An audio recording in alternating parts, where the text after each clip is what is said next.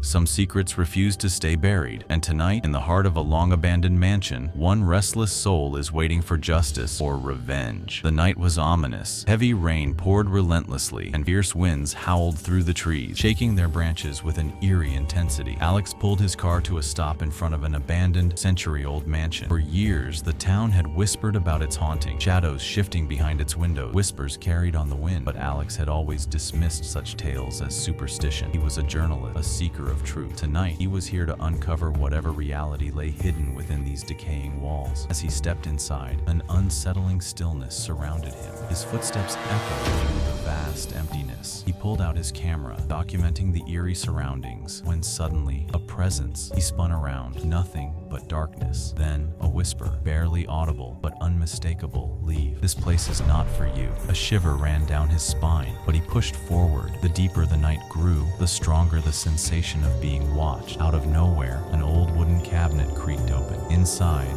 a weathered journal lay stained with what looked like dried blood. Alex picked it up and began to read. It told the tragic story of a woman named Evelyn, murdered within these very walls. As he flipped through its pages, the room's temperature dropped sharply, and then a piercing scream shattered the silence. Whipping his camera toward the sound, he caught a glimpse of a shadow darting across the room. Holding his breath, he remained still, but the figure had already vanished. Hands shaking, he replayed the recording. That's when he heard something chilling he hadn't noticed before. A voice, crystal clear, whispering through the speaker, "Give Evelyn justice or die." The room exploded into chaos. A chair toppled over, a table slammed against the wall, and the curtains billowed violently despite the still air. Alex lunged for the door, but it slammed shut, locking him inside. Then his eyes locked onto the wall. Words had appeared, fresh and dripping in what looked like blood. "The killer still lives. Find him." A terrifying realization sank in. If Evelyn's murderer was still alive, he had to expose the truth. Digging through town records and speaking to elderly locals, Alex pieced together the gruesome puzzle. The killer had been none other than the grandfather of the town's current mayor, a powerful man who had used his influence to bury the crime. But Evelyn's spirit had never found peace. Determined, Alex returned to the mansion one last time. The air felt heavier, every shadow more sinister, and then she appeared. Evelyn's ghostly form materialized before him, her eyes burning with sorrow and fury. "I need justice," she cried, her voice shaking the very foundation of the house. Armed with undeniable evidence, Alex confronted the mayor. The town watched as the truth unraveled, and the mayor was forced to confess his family's dark past. That night, the townspeople gathered, offering prayers for Evelyn's tormented soul.